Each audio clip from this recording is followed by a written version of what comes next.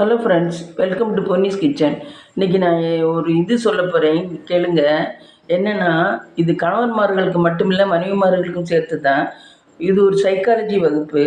அதில் ஆசிரியர் இன்றைக்கி சொல்கிறாரு, நாம் ஒரு கேம் விளையாட போகிறோம்னு சொல்கிறாரு. உடனே பிள்ளைங்க எல்லாம் என்ன கேம்னு சொல்லி கேட்குதுங்க.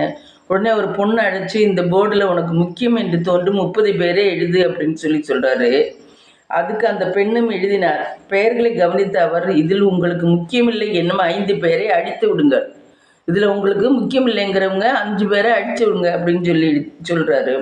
உடனே அந்த பிள்ளை என்ன போயிருது, அந்த பெண் உடனே பணிபுரியும் 5 பேரின் பெயரை அடித்தார்.